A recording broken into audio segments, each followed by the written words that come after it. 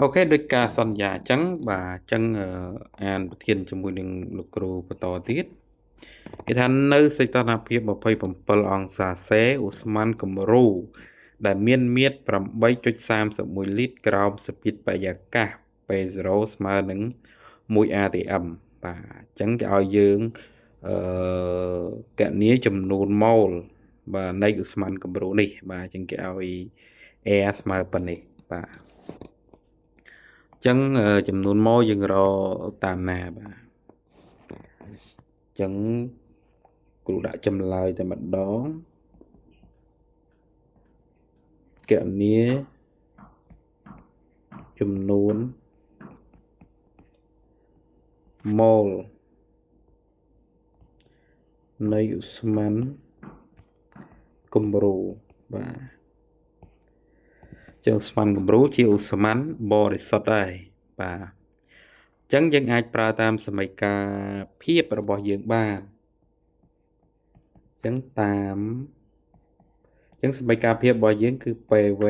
ស្មើ NR NRT ហើយបាទគឺយើងចង់រកអីគេយើងចង់រកបាទចំនួនម៉ូអញ្ចឹងយើងត្រូវបោះ RT ទៅអង្គទី1អញ្ចឹងកាលណាវានៅភាគយកអង្គទី2កាលណាយើងបោះទៅអង្គទី1បាទវានៅភាគបែងវិញហើយ PV រក្សាទីតាំងដដែលបាទអញ្ចឹងដោយយើងមើលណាអឺ air យើងដឹងហើយ8.31 joule ក្នុង1 mol Kelvin សម្រាប់សម្ពាធបាទ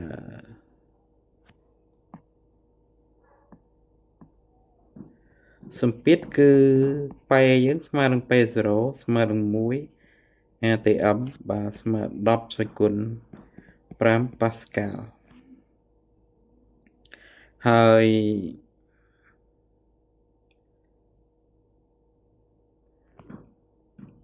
បាទហើយ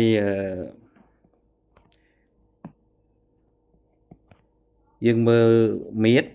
វាគឺ8.31លីត្របាទអញ្ចឹងស្មើនឹង8.31គុណ10ស្វេគុណដក3ម៉ែត្របាទដក3ម៉ែត្រគីបហ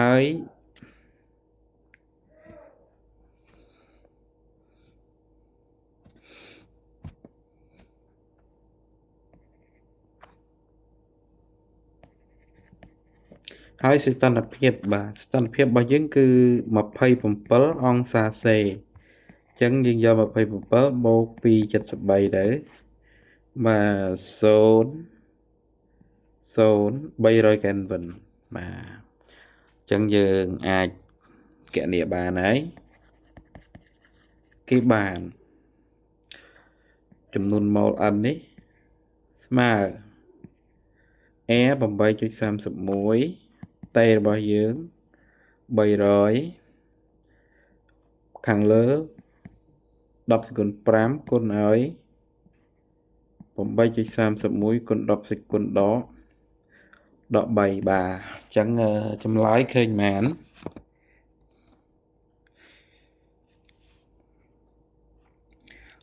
ចម្លើយឃើញមែនបាទ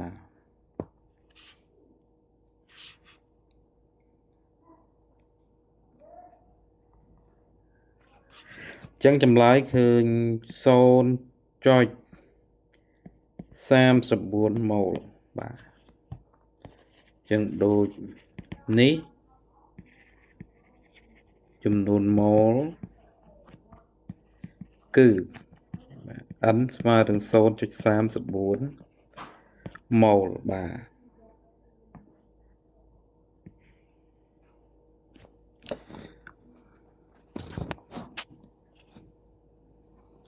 ហើយបន្តមកទៀតគ្រូដោះស្រាយលំហាត់ទី3បន្តទៀតតែម្ដងអញ្ចឹងនៅក្នុងលំហាត់ទី3នេះបាទគឺមានកមានខអញ្ចឹងអក្សរកគេឲ្យយើងរក bà xây tân hạ phiếp rớt xây tân hạ phiếp để nóm oi molecule oxygen có cát miên bươn process 515 mét ក្នុងមួយវិនាទីបើគេឲ្យម៉ាស់ម៉ូលបាទរបស់អុកស៊ីសែនយើងគឺ32ក្រាមក្នុង1ម៉ូលចំណែកសំណួរខគេឲ្យយើងគណនាថាមពលស៊ីនតិចមធ្យមរបស់ molecule អុកស៊ីសែនហ្នឹងនៅពេលដែលវាកកើតមានល្បឿនប្រសិទ្ធគឺ515 ម៉ែត្រក្នុង1វិនាទីបាទហើយខាងក្រោមនេះគេឲ្យបាទ table ស្មានបាទការ base ស្មើនឹង 1.38 កណ្ដប់សេគុណដក23សួរក្នុងមួយកែនវិនបាទអញ្ចឹងយើងដោះស្រាយយ៉ាងម៉េចទៅនៅក្នុងលំហាត់នេះអញ្ចឹងគូសុំដាក់សកគឺបាទនៅក្នុងសកគឺ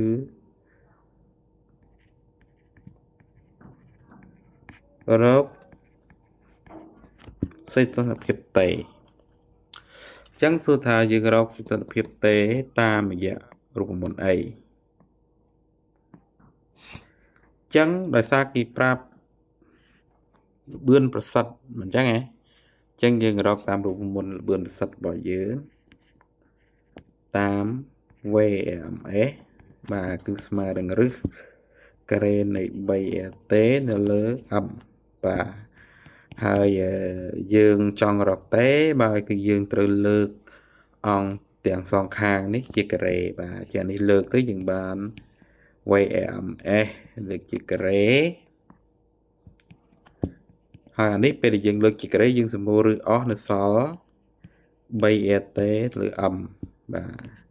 អញ្ចឹងនាំឲ្យតេគឺស្មើនឹង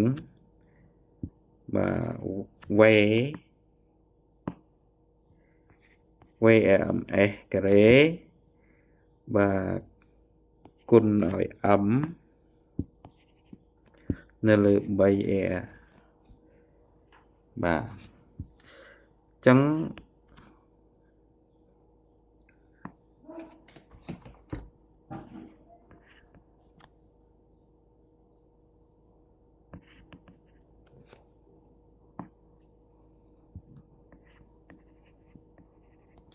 ដោយ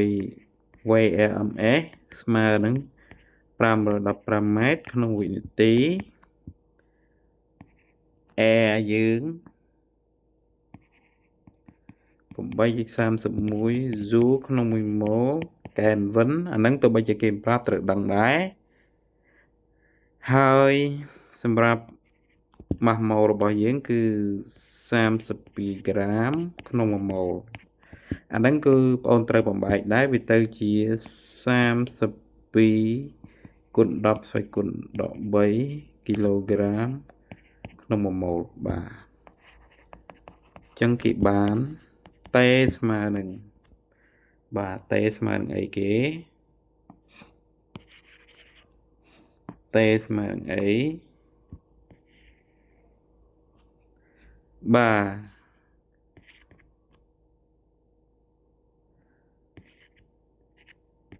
515លើកជាការ៉េគុណឲ្យ32គុណ10សេគុណ3នៅលើ3គុណឲ្យ8.31បាទអញ្ចឹងយើងមើលចម្លើយទាំងអស់គ្នាមើលឃើញប្រមាណ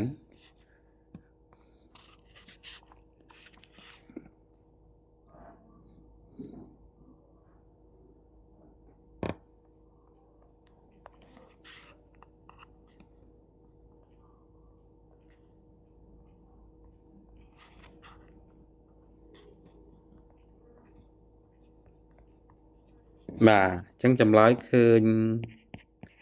340កែនវិនបាទអញ្ចឹងដូចនេះសេកតនបាទសហភាពបាទរបស់ឧស្ម័នយើងម៉ូលេគុលឧស្ម័នយើងគឺ340កែនវិន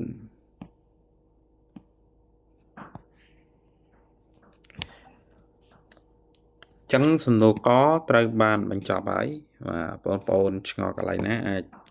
ឆាតសួរគ្រូបានណាបាទព្រោះនេះជាការ record វីដេអូបាទផ្ទាល់ចឹងទៅអត់ មានការសួរនាំឲ្យបានទេបាទចឹងឆ្ងល់កន្លែងណាអាចបាទឆាតមកសួរលោកគ្រូតាម Telegram បានបាទចឹងឥឡូវសំណួរបាទសំណួរកត្រូវបានបញ្ចប់ហើយយើងចូលសំណួរខវិញម្ដងនៅក្នុងសំណួរខគឺគណនាថាមពលស៊ីនេតិកបាទមធ្យមចឹងសួរថាថាមពលស៊ីនេតិកមធ្យមយើងប្រើតាមរូបមន្តអីបាទនៅក្នុងសំណួរកបាទយើងបានពោលទិស័យស៊ីនេតិកបាទនៅស្មានរបស់យើងរួចរាល់ហើយត្រង់ចំណុចចុងក្រោយគេថាថាមពលស៊ីនេតិកមធ្យមគឺអាស្រ័យនឹងសីតុណ្ហភាពអញ្ចឹងយើងយករូបមន្តហ្នឹងយកមកប្រើមកបើយើងដឹងសីតុណ្ហភាពហើយហ្នឹងបាទតោះឥឡូវយើងចាប់ផ្ដើមអញ្ចឹងយើងប្រើតាមការអាវេស្មើនឹង3/2ការបេតេបាទប្រើហ្នឹងបាទអញ្ចឹងដោយការបេយើងគឺ 1.38 គុណ10ស្វ័យគុណបាទដក23សួរក្នុងកែនវិនហើយតេរបស់យើងគឺ340កែនវិនអញ្ចឹងបាទគេបានការវេស្មើនឹង3/2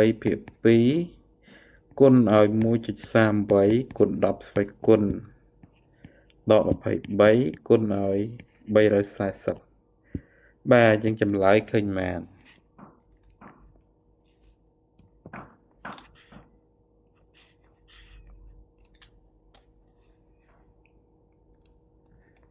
បាទចឹងចាំគិតមកនឹងលោកគ្រូទាំងអស់គ្នា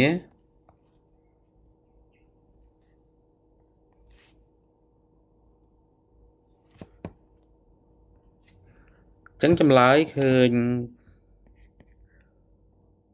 7.38គុណ10ស្វ័យគុណដក21សួរបាទ